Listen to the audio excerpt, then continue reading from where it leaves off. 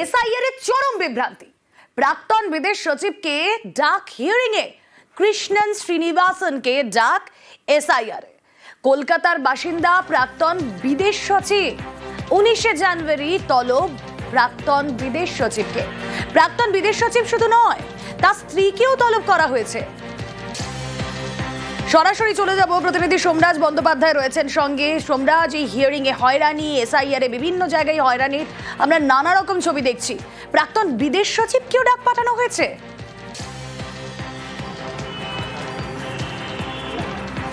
তোমাকে এই মুহূর্তে জানিয়ে রাখি, কিছুক্ষণ আমাদের খবর দেখানোর পরই রাজ্যের মুখ্য নির্বাচনী আধিকারিকের দপ্তরের তরফে গোটা বিষয়টি খোঁজ খবর নেওয়ার চেষ্টা চলছে। কি কারণে প্রাক্তন বিদেশ সচিবকে শুনানির জন্য ডেকে পাঠানো হয়েছে সেটা ইতিমধ্যেই খোঁজ খবর নেওয়ার প্রক্রিয়া শুরু হয়েছে। যদিও কমিশনের তরফে একটা বিষয় স্পষ্ট করে জানিয়ে দেওয়া হচ্ছে, এসআইআর প্রক্রিয়ায় যদি কারো লিঙ্ক না হয় তাকে শুনানির জন্য ডেকে পাঠাতেই পারেন। ইতিমধ্যেই এরকম সচিব পর্যায়ের বেশ কিছু আধিকারিককে ডেকেও পাঠানো হয়েছে, যারা প্রাক্তন হিসাবে সচিব হিসাবে বিভিন্ন পদে দায়িত্ব সামলেছেন তাদেরকেও ডেকে পাঠানো হয়েছে। কিন্তু যেহেতু তিনি দেশের বিদেশ সচিব হিসাবে কাজ করেছেন 1994 সাল থেকে 1995 সাল পর্যন্ত, সেই জন্য গোটা বিষয়টি ইতিমধ্যেই রাজ্যের মুখ্য নির্বাচনী আধিকারিকের দপ্তরের নজরে এসছে। সংশ্লিষ্ট যে কেন্দ্র থেকে যে বিধানসভার ইয়ারও যে নোটিশটি ইস্যু করেছেন তার সঙ্গে যোগাযোগ করার চেষ্টা চলছে। আমাদের খবর দেখানোর পরেই সেই তৎপরতা শুরু হয়েছে। ইতিমধ্যেই কমিশনের তরফে কিছুক্ষণ আগেই গোটা বিষয়টি জানানো হয়েছে যে কি কারণে প্রাক্তন বিদেশ সচিবকে ডেকে পাঠানো হয়েছে শুনানির জন্য, সেটি তারা খোঁজ খবর নিচ্ছেন বলেই কমিশনের তরফে কিছুক্ষণ আগেই আমাকে জানানো হয়েছে। দ্বিতীয়ত জানিয়ে রাখি, একজন প্রাক্তন বিদেশ সচিব যিনি 1994 সাল থেকে 1995 সাল পর্যন্ত দেশের বিদেশ সচিব হিসাবে কাজ করেছেন, একাধিক ক্ষেত্রে দেশের পররাষ্ট্র নীতি নিয়ে কাজ করেছেন। শুধু তাই নয়, ইন্ডিয়ান ফরেন সার্ভিসের ক্ষেত্রে তার গুরুত্বপূর্ণ ভূমিকা ছিল কেন্দ্রের হয়ে। বাংলাদেশে দীর্ঘদিন তিনি ভারতের রাষ্ট্রদূত হিসাবে নিযুক্ত ছিলেন। শুধু তাই নয়, তিনি যেটা আমরা দেখতে পাচ্ছি, তিনি বিভিন্ন সেক্রেটারি জেনারেল হিসাবে কাজ করেছেন। কমনওয়েলথ অফ নেশনসের ডেপুটি সেক্রেটারি জেনারেল হিসাবেও কাজ করেছেন। অর্থাৎ বিভিন্ন সময় কেন্দ্রের বিভিন্ন গুরুত্বপূর্ণ পদে তিনি কাজ করেছেন। কিন্তু তাকেই এবার এসআইআর এর হিয়ারিং এর জন্য ডেকে পাঠানো হয়েছে। যে নোটিশটি তাকে ইস্যু করা হয়েছে সেখানে বলা হয়েছে 2002 এর ভোটার তালিকার সঙ্গে বর্তমান তালিকার মিল নেই, অর্থাৎ তিনি আনম্যাট ভোটার। সেই কারণেই তাকে ডেকে পাঠানো হয়েছে। তাকে ডেকে পাঠানোর পাশাপাশি তার স্ত্রীকেও ডেকে পাঠানো হয়েছে। কিন্তু তোমাকে জানিয়ে রাখি, কমিশনের একটি গাইডলাইন রয়েছে, যে গাইডলাইন ইতিমধ্যে বিভিন্ন ডিস্ট্রিক্ট ইলেকশন অফিসারদেরও পাঠিয়ে দেওয়া হয়েছে। 85 বছর বা তার বেশি বয়স্ক ভোটারদের শুনানির জন্য শুনানি কেন্দ্র পর্যন্ত আসতে হবে না, তার বদলে আধিকারিকরা তার বাড়িতে গিয়ে চলে যাবেন। কিন্তু এক্ষেত্রে দেখা যাচ্ছে যে কৃষ্ণন শ্রীনিবাসন, যার বয়স 88 বছর, তাকে কিন্তু শুনানি কেন্দ্র পর্যন্ত আসতে বলা হয়েছে, তার বাড়িতে গিয়ে শুনানি করা হবে। এই সংক্রান্ত কোনো চিঠি এখনো পর্যন্ত দেওয়া হয়নি। ফলে তো গোটা বিষয়টি নিয়েই রাজ্যের মুখ্য নির্বাচনী আধিকারিকের দপ্তর খবর নিচ্ছে। এসআইআর এই বিভ্রান্তিটা চলছে, বিজেপির নির্দেশে কাজ করছে কমিশন, নিন্দায় তৃণমূল, আর যে কাউকে শুনানিতে ডাকার ক্ষমতা কমিশনের আছে। প্রতিক্রিয়া বিজেপি? একেবারে অন্যায্যভাবে পরিকল্পিতভাবে এই এসআইআর এর হিয়ারিং এ ডেকে হয়রান করা হচ্ছে, যাতে মানুষ তিতিবিরক্ত হয়ে কোনোদিন না যান এবং সেই দিনই সঙ্গে সঙ্গে তাকে ওই ছুতোয় বাদ দিয়ে দেওয়া হবে। যারা বৈধ নাগরিক, সমস্ত ডকুমেন্ট আছে, নানা রকম ছুতোয় তাদেরকে ডেকে পাঠিয়ে হয়রান করা হচ্ছে। আমি আবার বলছি, বিজেপির নির্দেশে জাতীয় নির্বাচন কমিশন ভোটার লিস্টে গণহত্যার খেলা খেলছে। কেন্দ্রীয় নির্বাচন কমিশন বা রাজ্যের নির্বাচন কমিশন যে কোনো সময় যে কাউকে যে কোনো হিয়ারিং এ ডাকতে পারেন, এটাই সাংবিধানিক ক্ষমতা নির্বাচন কমিশনের। এখানে কোনো সংবিধানের সঙ্গে সংঘাতের কোনো প্রশ্ন নেই বা কোনো সেরকম কিছু হচ্ছে না। কি হলো, প্রাক্তন বিদেশ সচিব কেন? অনেককেই ডেকেছেন, আমি নিজে গিয়েছি, আমাদের প্রচুর কর্মী প্রচুর নেতাকে যেতে হয়েছে, তাতে কি হলো গেল? এটাই তো স্বাভাবিক নিয়ম হওয়া উচিত। কোথাও কোনো রকম সন্দেহ থাকলে যিনি যাবেন তিনি সন্দেহের ঊর্ধ্বে নিজেকে প্রতিষ্ঠা করে ফিরে আসবে। কি খারাপ জায়গা নির্বাচন কমিশন? দেখতে খারাপ নাকি ওখানটা? চন্দ্রযান অভিযানের বিজ্ঞানী, তাকেও এসআইআর শুনানিতে ডাক। হাওড়ার বাসিন্দা অভিজিৎ বন্দ্যোপাধ্যায়, তাকে নোটিশ পাঠানো হয়েছে। চন্দ্রযান অভিযানে তিনি গুরুত্বপূর্ণ ভূমিকা পালন করেছিলেন। বাবা মাকে নিয়ে শুনানিতে বিজ্ঞানী অভিজিৎ বন্দ্যোপাধ্যায়। কথা বলবো, দেবাশিস চক্রবর্তী প্রতিনিধি রয়েছেন সঙ্গে। দেবাশিস,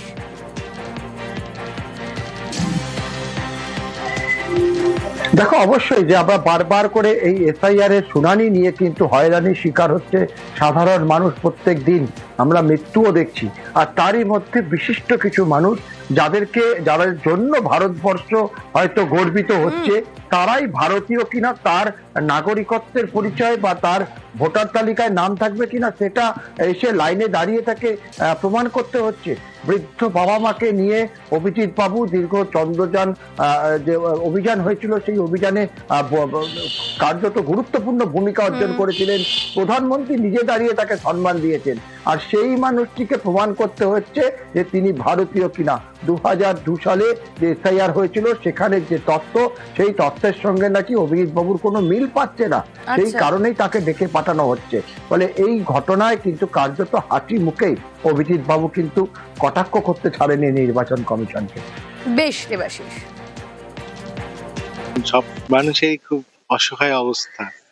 সবাইকে এরকম বয়স্ক মানুষ, আমি বাবা মাকে নিয়ে আজকে এখানে আসতে হয়েছে, বাধ্য হয়েছি এক প্রকার। কিছু দেশের জন্য করেছি, তার জন্য সত্যিই গর্বিত। কিন্তু বর্তমানে যেরকম পরিস্থিতি, এইভাবে লাইনে দাঁড়িয়ে বয়স্ক বাবা মাকে নিয়ে হয়রানির যে শিকার হতে হচ্ছে, এটা শুধু আমি নয়, আমার মতো হাজার হাজার পরিবারকে এরকম পরিস্থিতির মধ্যে দিয়ে যেতে হচ্ছে বর্তমানে। এটা খুবই দুঃখজনক। আর এদিকে সুপ্রিম কোর্টে আইপ্যাক মামলা অমীমাংসিত। আইপ্যাকে এনফোর্সমেন্ট ডিরেক্টরেটের তল্লাশি নিয়ে কেন্দ্র রাজ্য বিরোধ। ইডির মামলায় আপাতত কোনো নির্দেশ দিল না সুপ্রিম কোর্ট। তদন্তের দাবি নিয়েও কোনো নির্দেশ নয়, মামলায় জড়িত সব পক্ষকে নোটিশের নির্দেশ। আজকে ওই কোর্টে সারাক্ষণ ধরে মামলা চললো, দিয়ে নোটিশ ইস্যু করেছে এবং 2 সপ্তাহের মধ্যে এফিডেভিট দিতে বলেছে। যে সমস্ত কেসগুলো ইনিশিয়েট করেছে ক্যালকাটা পুলিশ আর বিধাননগর পুলিশ, সেগুলো স্টে করেছে। আর যা সিসিটিভি যেগুলো সিজ করেছে সেগুলোকে প্রিজার্ভ রাখতে বলে। এখানে যেহেতু একটা লার্জার কোশ্চেন অ্যারাইজ করছে, যেহেতু সেন্ট্রাল এজেন্সি যখন কাজ করছে, state agencies in different states আর ইন্টারফিয়ারিং ইন ডিফারেন্ট স্টেটস, এটা যেমন একটা কোশ্চেন আছে। আরেকটা কোশ্চেন আছে যে যখনই নির্বাচন আসছে, তখনই এই সেন্ট্রাল এজেন্সি হঠাৎ করে স্পিড আপ নিচ্ছে, তারা ইন্টারেস্টিং স্টেপ নিচ্ছে যেখানে বিরোধী রয়েছে। That is also matter, that is also required to be hard. This are the 2 points. Their questions are also framed and our issues are also framed. Matter has been directed to appear on 3rd February. ইতিমধ্যে CC camera footage এবং যা যা digital evidence রয়েছে সেগুলো সংরক্ষণের নির্দেশ দেওয়া হয়েছে এবং সুপ্রিম কোর্টে ইডি মামলার পরবর্তী শুনানি 3rd ফেব্রুয়ারি। বিস্তারিত জানবো, প্রতিনিধি অর্ণব রয়েছেন সঙ্গে। অর্ণব, দেখো, বিচারপতি পি মিশ্রা এবং বিচারপতি পাঞ্চলির বেঞ্চে এই মামলার শুনানির জন্য আসে এবং কার্যত শুনানি কোথায় হবে, কারণ ইডি অনুরূপ একটি আবেদন কলকাতা হাইকোর্টে যা প্রথমে করে 8 তারিখ, যা 9 তারিখে জরুরি দৃষ্টি আকর্ষণ করে তা আনা হয়। এখন সংবিধানের 226 নম্বর ধারা অনুযায়ী ইডি মামলাটা করবে নাকি আর্টিকেল 32 অর্থাৎ 32 নম্বর ধারা অনুযায়ী মামলা করবে, এই প্রশ্নটা শেষমেশ সুপ্রিম কোর্ট প্রাথমিকভাবে নিষ্পত্তি করে জানিয়েছে সুপ্রিম কোর্ট মামলাটি গ্রহণ করছে। মামলা গ্রহণ করার জন্য যে পদ্ধতিগত বিষয়গুলি পরবর্তী ধাপে থাকে সেই অনুযায়ী নোটিশ ইস্যু করা হয়েছে। এক্ষেত্রে 6টা মামলা বিবাদী ছিল, প্রত্যেকে নোটিশ ধরানো হয়েছে। কিন্তু মামলায় যেহেতু অভিযোগ আনা হয়েছে, একাধিক অভিযোগ, সেই অভিযোগগুলো খতিয়ে দেখতে চায়, যাচাই করতে চায় সুপ্রিম কোর্ট। তাই আপাতত 2 জায়গা সিসিটিভি ফুটে সেগুলো বলা হয়েছে যে সংরক্ষণ করতে। এর পাশাপাশি যে এই অভিযানকে ঘিরে যে মামলা বা এফআইআর হয়েছে সেগুলো আপাতত ফার্দার প্রসিডিং অর্থাৎ পরবর্তী কোনো প্রক্রিয়া তার উপর করা যাবে না, এমনটা সুপ্রিম কোর্টের তরফে বলা হয়েছে। সব মিলিয়ে 3রা ফেব্রুয়ারি বাকি এই যে 5 রেসপন্ডেন্ট রয়েছেন এই মামলা বিবাদী ইডির করা মামলা, তাদের আইনি বক্তব্য আসার পরই এই বিষয়ে পরবর্তী পর্যবেক্ষণ বা নির্দেশ রাখতে পারে দেশের শীর্ষ আদালত, এমনটা আজ স্পষ্ট করেছে বিচারপতি মিশ্রের বেঞ্চ। ওকে,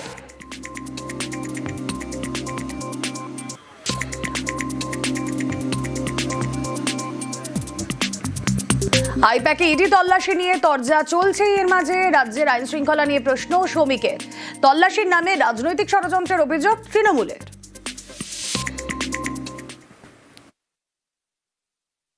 সুপ্রিম কোর্টের রাজ্যে যে অবজারভেশন সেটাকে আমরা স্বাগত জানাচ্ছি। দুগ্ধপোষ্য শিশুও জানে যে অভিযোগ তৃণমূল কংগ্রেস করেছে ইডির বিরুদ্ধে তা হাস্যকর। যদি এভাবে মুখ্যমন্ত্রী চিফ সেক্রেটারিকে সঙ্গে নিয়ে, ডিজিকে সঙ্গে নিয়ে, পুলিশ অফিসারদের সঙ্গে নিয়ে একটি তদন্তকারী সংস্থার কাছ থেকে সমস্ত এভিডেন্স কেড়ে নিয়ে চলে যান তার পদাধিকার বলে, তাহলে সে রাজ্যে আইন শৃঙ্খলা বলে কোনো কিছু থাকতে পারে? সুপ্রিম কোর্টের যে প্রসিডিংস তার উপর দাঁড়িয়ে কোনো মন্তব্য করব না, কিন্তু তার মধ্যে তো বেসিক প্রশ্নটা উঠে আসছে, এজেন্সিকে ব্যবহার করে কি তৃণমূলের তথ্য ভান্ডারটা লুট করা যায়? বিজেপির লোক নেই, জন নেই, বিএলএ2 নেই, তৃণমূলের প্রচারের সব তথ্য এবং পরিকল্পনা যাদের হাতে, তাদের অফিসে এজেন্সি পাঠিয়ে সেটাকে লুট করে আনা, সেটাও তো করা যায় না। তবে আদালতের কোনো প্রসিডিংস নিয়ে কোনো মন্তব্য করব না। রাঁচিতেও ইডির অফিসে পুলিশের অভিযান, কেন্দ্রীয় এজেন্সির অফিসে তল্লাশি রাঁচি পুলিশের।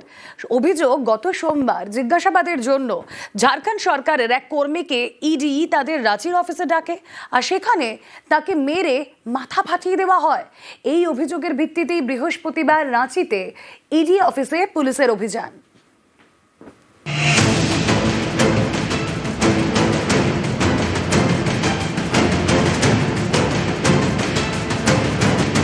8ই জানুয়ারি আইপ্যাকে ইডি ঢানা, এ নিয়ে শোরগোল পড়ে যায়।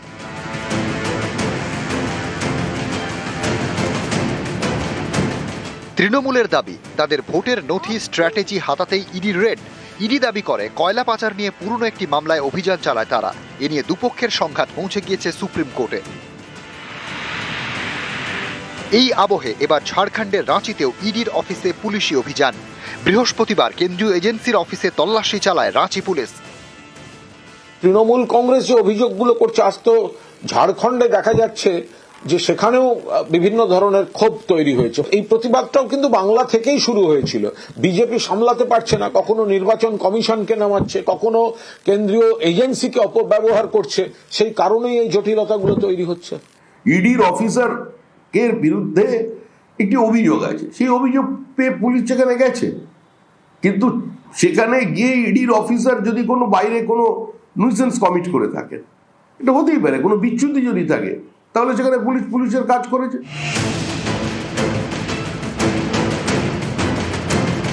রাঁচির বাসিন্দা সন্তোষ কুমার ঝাড়খণ্ডের ওয়াটার সাপ্লাই ডিপার্টমেন্টে চাকরি করেন। সেই দপ্তরে দুর্নীতির অভিযোগ, যার তদন্ত করছে ইডি। গত সোমবার জিজ্ঞাসাবাদের জন্য সন্তোষকে ইডি তাদের রাঁচির অফিসে ডাকে। অভিযোগ, সেখানে সন্তোষকে বেধড়ক মারধর করা হয়। এমন মারধর করা হয় যার জেরে মাথা ফেটে যায় সরকারি কর্মীর। ইডি অফিস থেকে বেরিয়ে তিনি রাঁচি পুলিশের কাছে অভিযোগ জানান। এরপরে বৃহস্পতিবার রাঁচিতে ইডির অফিসে অভিযান চালায় পুলিশ। কেন্দ্রীয় এজেন্সির অফিসে তল্লাশি চালায় রাঁচি পুলিশ। নিউজ 18 বাংলা।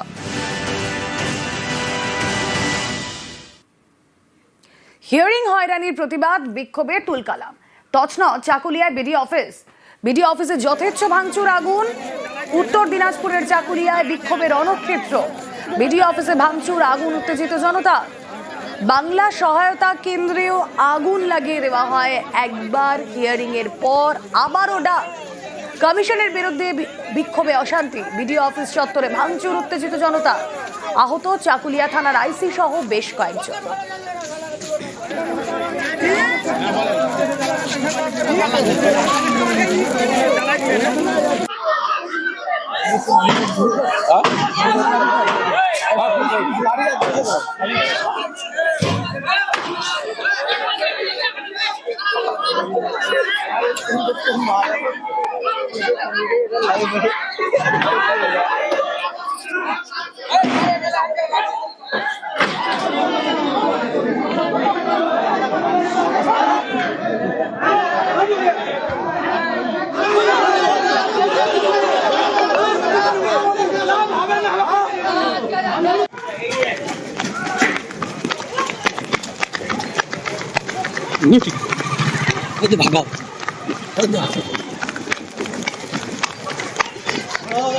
কমিশনের বিরুদ্ধে বিক্ষোভে অশান্তি, যেই ছবি আপনারা দেখছেন, ভাঙচুর চলছে যথেচ্ছ।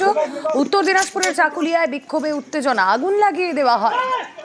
বিডিও অফিসে ভাঙচুর, আগুন, উত্তেজিত জনতা।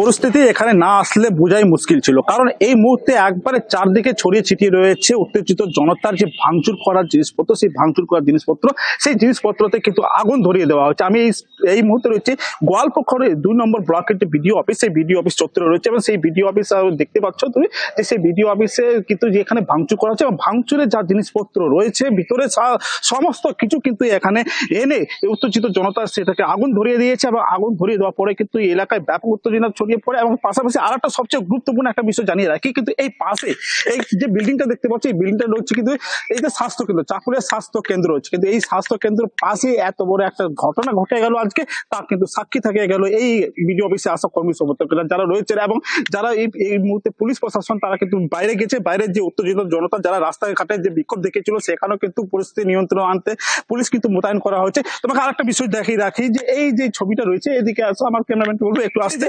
এই হচ্ছে বাংলা সহায়তা কেন্দ্র এবং এই বাংলা সহায়তা কেন্দ্র যে চিত্রটা তুমি দেখতে পাবা যে একবারে পুড়ে ছাই করে দেওয়া হয়েছে, একদম নথিপত্র যা জিনিসপত্র ছিল সমস্ত কিছু কিন্তু পুড়িয়ে দেওয়া হয়েছে।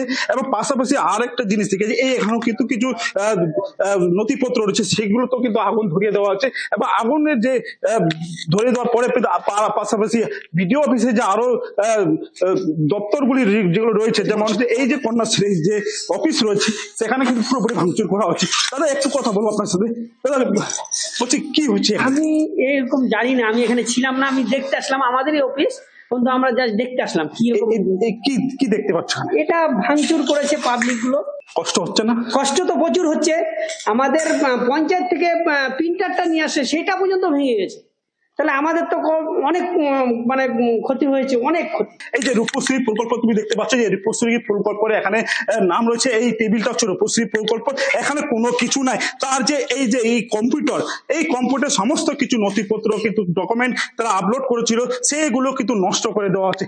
একবারে বলা যেতে পারে যে উত্তেজিত জনতার যে এত বড় একটা আক্রোশ যে তারা দেখাবে তা কিন্তু কেউ ভাবতে পারেনি।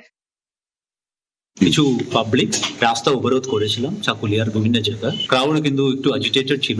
পরে ওরা বিডিও অফিসে আসেছেন, আমাদের ফোর্স ছিল ওখানে, ওরা ওদেরকে অনেকবার রিকোয়েস্ট করেছেন, তো ওরা পুলিশের উপরই অ্যাটাক করেছেন। ইভেন বিডিও অফিসের কিছু মালপত্রগুলো ওরা ড্যামেজ করেছেন, ওদেরকে ডিসপোজ করার জন্য লাঠিচার্জ করতে হয়েছিল। পরে আমরা একটা কমপ্লেন পেয়েছেন বিডি সাহেব থেকে, ও কমপ্লেনের উপরে আমরা এফআইআর স্টার্ট করেছেন।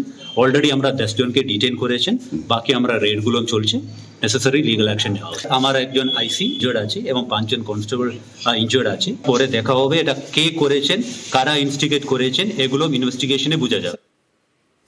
অনুপ্রবেশকারীদের বাঁচাতেই তৃণমূলের হামলা, অভিযোগ শ্রমিক ভট্টাচার্যের। আর মানুষের ক্ষোভের বহিঃপ্রকাশে দায়ী বিজেপি, পাল্টা অভিষেক। এই বাংলাদেশি অনুপ্রবেশকারীদের নামই ভোটার লিস্টে রেখে দিতে চায়। এদের নাম বাদ দেওয়া নিয়ে যত আপত্তি এবং তৃণমূল কংগ্রেসের আশঙ্কা, তার থেকে বিভিন্ন জায়গায় আক্রমণ। আজ অনুপ্রবেশকারীরা এবং তৃণমূল কংগ্রেসের ঔদ্ধত্য এমন জায়গায় পৌঁছে গেছে যে সরকারি অফিসে তারা আগুন দিয়ে দিল। এই ক্ষতিপূরণ কে দেবে?